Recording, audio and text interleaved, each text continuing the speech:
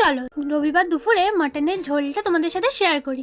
তো ফার্স্টেই মাটনটাকে ধুয়ে ভালো করে পরিষ্কার করে নিয়েছিলাম। তারপরে তাতে আদা, রসুন, কাঁচা লঙ্কা পেস্ট, হলুদ গুঁড়ো, জিরের গুঁড়ো, ধনের গুঁড়ো, লঙ্কার গুঁড়ো, স্বাদ মতো নুন আর সামান্য পরিমাণ পেঁয়াজ বেরেস্তা আর 2 চামচ তেল দিয়ে ম্যারিনেট করে রাখতে হবে 1 ঘন্টার জন্য।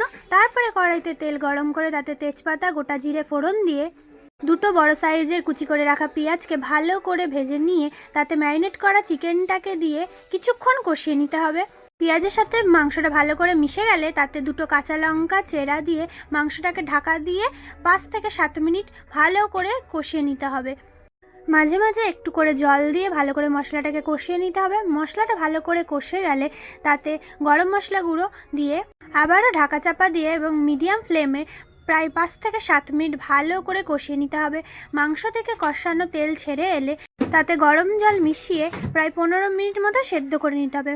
মাংসটা সেদ্ধ হয়ে গেলে তাতে ভেজে রাখা আলু দিয়ে মাংসটাকে ফোটাতে হবে।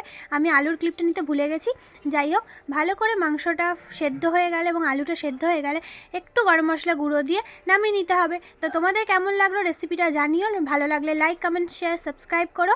চলো টাটা। সাবস্ক্রাইব করো কিন্তু, আর হ্যাঁ, আরেকবার ট্রাই করেও দেখো, খুব ভালো লাগবে।